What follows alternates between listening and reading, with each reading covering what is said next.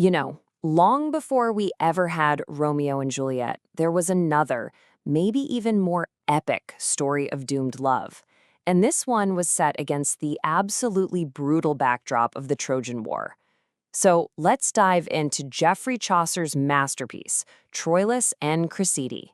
It's a story that really gets into the highest highs and the lowest lows of the human heart. And that's really the question that kicks this whole thing off, isn't it?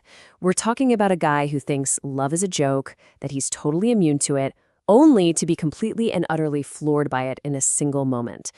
It's the perfect setup for one heck of a journey. Okay, so to really get this tragedy, we've got to meet the people right at the center of it all. The scene is Troy, a city under siege. And you have to remember, in a place like that, every single choice, every feeling is cranked up to 11 because of the pressure of war. So on one side, we've got Troilus. He's a prince, son of the king, and a seriously fierce warrior. He's the guy who's always openly making fun of his friends for being lovesick fools. And then we have Criseyde. She's a widow, incredibly beautiful, whip-smart, but her situation is, well, it's tricky. Her father actually defected to the enemy Greek camp, which leaves her in a really vulnerable spot back in Troy. And this, right here, is where it all begins. Picture this. There's a big festival, and Troilus is there doing what he does best, laughing at all the guys mooning over women.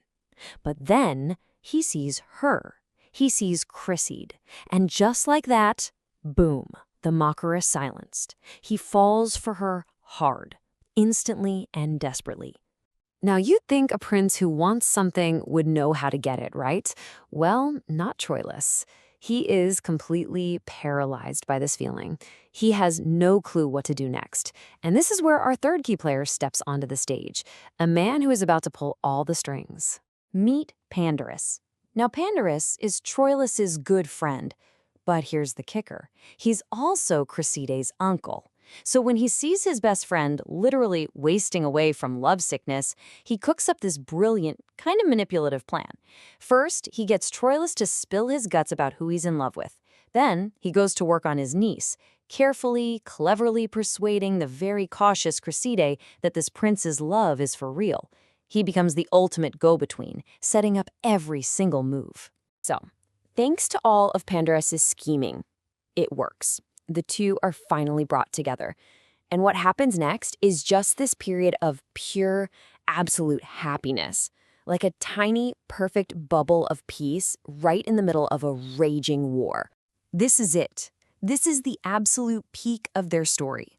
Hidden away from the eyes of the world, they finally become lovers. And they promise each other everything, swearing that they will be faithful forever and ever. I mean, in that moment, they truly believe their love can conquer anything. But of course, this is a tragedy. That perfect little bubble, it has to burst. The outside world, the war they'd almost managed to forget, it all comes crashing back in. And fate, well, fate deals them a truly devastating blow. You see, the gears of war just keep grinding.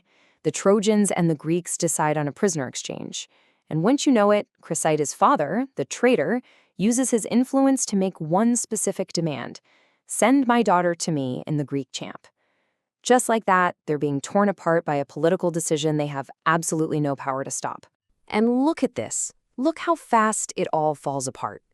I mean, one day they're pledging eternal love. The very next day, Criseyde is gone. She swears she'll find a way back in 10 days. But on that 10th day, nothing. The promise is broken, and from there, it's just a swift, heartbreaking slide into betrayal. Back in Troy, Troilus is just tormented, but he is so faithful. You can just picture him, right? Climbing the city walls every single day, just staring at the horizon, clinging to this hope that she'll keep her word, that she'll come back to him. He has absolutely no reason to doubt her. But the reality in the Greek camp is harsh. Criseyde's resolve starts to crumble. Think about it. She's alone, she's vulnerable, and there's this charming, very persistent Greek warrior, Diomedes, who will not leave her alone. And over time, she gives in. She forgets her promises to Troilus and chooses a new love. Maybe she chooses survival over her past. So the betrayal is complete. And now we get to the final act of this poem, where Troilus has to face this unbearable truth. And let me tell you, Chaucer gives us one of the most unique, most mind-bending endings in all of literature. Eventually, Troilus gets undeniable proof of what Criseyde has done. And the moment he sees it, it just shatters him. Completely. With absolutely nothing left to live for, all his hope is gone. He just throws himself back into the war, not to win anymore, but just to meet whatever fate has in store for him.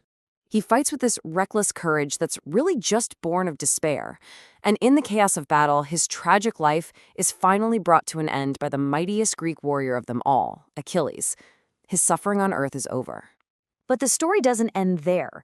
In this absolutely wild twist, Chaucer has Troilus's soul fly up into the heavens, and from this incredible cosmic viewpoint, he looks down at the tiny, troubled little world he just left. He sees the war, the heartbreak, all that passion, and he laughs.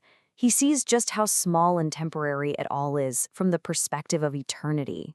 And that laugh, that final moment, it shows us that this was never just a love story. No way. Chaucer's weaving in these huge philosophical questions. He's exploring the incredible highs and terrible lows of love. He's asking if we're all just puppets of fate. And in the end, he's showing us our intense earthly feelings against this vast cosmic backdrop. And that's really what this 600-year-old poem leaves us chewing on. That laugh from the stars. Does it make our human tragedies seem tiny and insignificant? Or does seeing our brief, passionate lives set against the infinite make our capacity for both love and pain that much more beautiful, that much more profound? That's a question worth thinking about.